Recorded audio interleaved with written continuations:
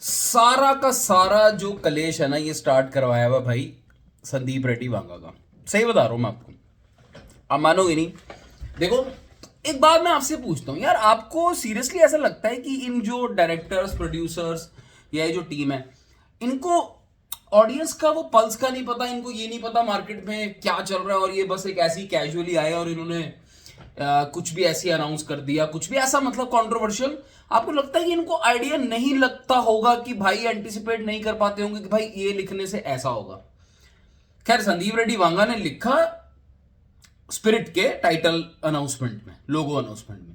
सिद्धार्थ आनंद साहब ने भी कोई कसर नहीं छोड़ी, वो ट्विटर पे आए और उन्होंने साफ साफ क्लियर शब्दों में लिख दिया, when stars are being just called beyond superstars, they are known as king.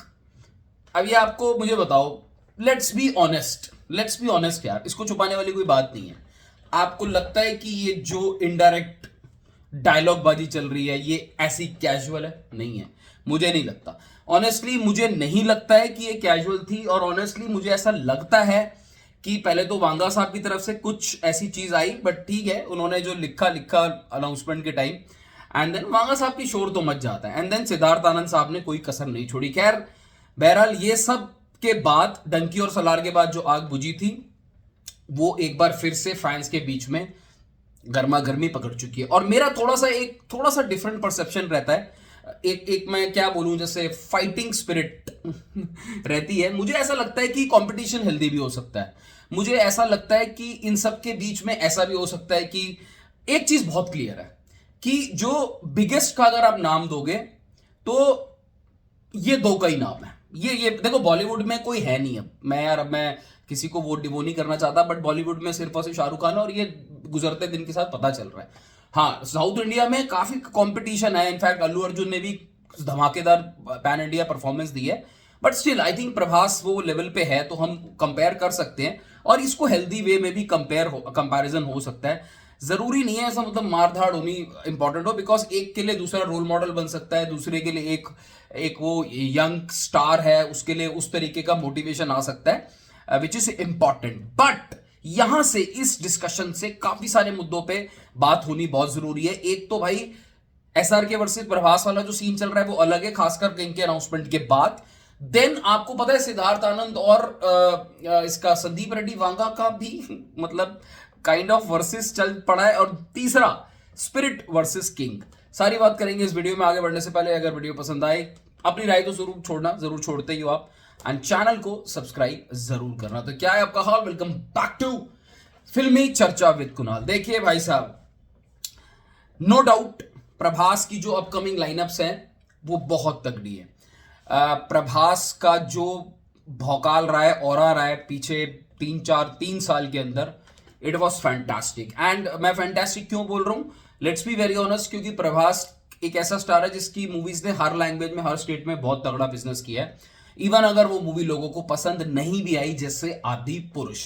और उससे भी बड़ी बात है कि प्रभास को सारे प्रोड्यूसर्स, बिगेस्ट प्रोजेक्ट में, और बहुत सारा बजट डाल डाल के प्रभास को उसमें ले रहे हैं, क्योंकि कहीं ना कहीं उनको पता है कि रिकवरी बहुत तगड़ी है, बहुत ज्यादा तगड़ी है। बंदे ने सिर्फ तेलुगु में नहीं परफॉर्म करना है, ये नीचे डाउन साउथ केरला में भी करेगा, ये तमिल में भी करेगा, ये हिंदी मार्केट भी पकड़ के चलेगा अगर इसको प्रोडक्ट वैसा मिल गया। और नेक्स्ट अपकमिंग, तो ये कुछ सारी चीजें दर्शाती हैं कि प्रभास का होल्ड बहुत जबरदस्त है। और ऐसा नहीं है, प्रभास ओवरसीज में भी जो धंधा है, प्रभास की मूवी 30-30 मिलियन डॉलर का राउंड करती है, तो ओवरसीज में ऐसा नहीं है कि नहीं है, ओवरसीज में भी अच्छा खासा वर्चस्व है। पर देखिए, जब किंग की कल अनाउंसमेंट हुई है और जिस तरीके से शाहरुख को प्रेजेंट किया गया है, एंड हमें देखने को मिला है कि शाहरुख 2.0, तो शाहरुख उन बंदों में से है, उन स्टार्स में से है भाई। ये बहुत सालों से शाहरुख के पास एक सबसे बड़ा एज पता है क्या है, it's been a long time कि शाहरुख राज कर रहा है इंडस्ट्री के ऊपर। And not only in India, but अभी तो पैन इंडिया वाला सिस्टम शुरू हो गया, पहले था नहीं, पहले हिंदी हिंदी सब अलग होता था। अभी से नहीं यार, 30-35 साल हो गए हैं, ये कोई मजाक नहीं है, ये सच में कोई मजाक नहीं है। और ये ओवरसीज में शाहरुख की मूवी 2000, अर्ली 2000 में यार भयंकर बिजनेस करती थी, वो ट्रेंड आज तक चला आ रहा है। सो इस दिन 25 साल तो हो ही गए, ठीक है। और अभी भी जवान पठान ने 50-50 मिलियन डॉलर का ओवरसीज में, तो Shahrukh is actually unbeatable. Shahrukh को बस 1-2-3 पिक्चरों ने ओवरसीज में बीट किया है, वो भी चाइना वाइना की वजह से, नहीं तो ओवरऑल आप देखोगे बहुत तगड़ा शाहरुख का जो होल्ड है ना वो आपको ओवरसीज में दिखेगा। देन हिंदी ऑडियंस के बीच में शाहरुख इज अ डार्लिंग, ठीक है, वो उसके साथ एक बॉन्ड है लोगों का which is not easy to break. तो शाहरुख अगर एक ऐसा भयंकर प्रोडक्ट लाता है, ऐसी अनाउंसमेंट करता है, ये sky is the limit. But ये जो बात चल रही है ना पूरी, ये सिर्फ अब मुझे लगता है शाहरुख प्रभास तक नहीं रहेगी, बिकॉज मुझे ऐसा लगता है सिद्धार्थ आनंद को भी खटकना शुरू हो गया है कि he can be at the top positions, top 2 top 3 directors pan India level पे। ध्यान से सुनना, ये मैं इसको ओवर हाइप नहीं कर रहा हूं, क्योंकि सिद्धार्थ आनंद अगर इस मूवी से 1000 करोड़ से ऊपर 1400-1500 करोड़ की मूवी मार गया ना, तो भाई सिद्धार्थ आनंद को कुछ लोग मैं कहता हूं सुनता हूं कि कहते हैं कि कमर्शियल डायरेक्टर है, नहीं इतना वो नहीं है। भाई सिद्धार्थ आनंद का एक्शन पे बहुत तगड़ा कमांड है, और वो जानता है वो क्या दिखाने जा रहा है। वो ऐसा ना स्टूपिडिटी करने वाला बंदा मुझे नहीं लगता। इवन फाइटर भी आप जाके देखो, it was a very nice executed, and एक ना इंटरनेशनल एग्जीक्यूशन की फील आती है। सिद्धार्थ आनंद वो लेवल पे पहुंचने की कोशिश करता है।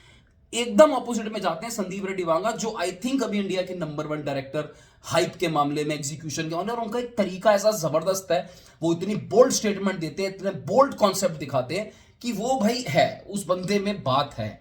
तो वो तो मुझे लगता है अभी टॉप 2 पोजीशन पे लेके संदीप रेड्डी वांगा टॉप 2 टॉप 3 पे बैठा ही है।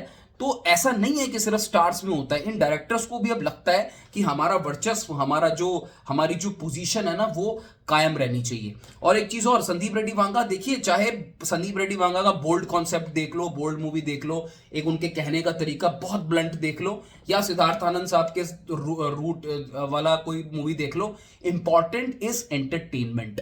आपको अगर एंटरटेनमेंट, आपको मजा नहीं आ रहा ना कहानी में, तो मुझे नहीं लगता कि वांगा की गालियां और वांगा की वो जो चीजें दिखाने में जरूरी है वो हिट हो जाए, या सिद्धार्थ आनंद साहब का वो क्लासी एक्शन सीन अगर वो दिखा रहे हैं, एक स्टाइल दिखा रहे हैं, वो हिट हो जाए। Important is entertainment. दोनों ही कैपेबल इनफ हैं एंटरटेनमेंट को आपको देने में। रही बात देखिए किंग और स्पिरिट की, स्पिरिट मुझे तो लगता नहीं इतना बड़ा क्लैश होगा, बिकॉज ये तो सदियों का इससे बहुत बड़ा क्लैश होगा, और वो कुछ डेट्स कोलाइड भी नहीं कर रही है, तो ये सिर्फ काइंड ऑफ सोशल मीडिया पे हलचल मचाने के लिए है, तो वो नहीं होगा। हाँ, फौजी प्रभास की जरूर आ रही है अगले साल, एंड आई थिंक स्पिरिट भी शायद 2026 में शायद रिलीज हो, शायद ना हो, बट अभी क्योंकि दोनों बिगेस्ट प्रोजेक्ट हैं तो थोड़ा वर्सेस की बातें चल रही है, पर I don't think Spirit is going to release in even 2026। But हाँ, फौजी की डेट अगस्त में मानी जा रही है, और किंग का ऐसा माना जा रहा है कि किंग भी अगस्त सितंबर में आएगी। नेक्स्ट ईयर रामायण भी आनी है, वो that is the biggest project of all time, but उसको कोई मतलब उसको सेगमेंट में अलग रख रहे हैं। मुझे ऐसा लगता है नेक्स्ट ईयर जो बिगेस्ट क्लैश होगा वो, अगर स्पिरिट आती है तो in terms of box office collection तो क्लैश, वो कंपैरिजन होगा, नॉट क्लैश।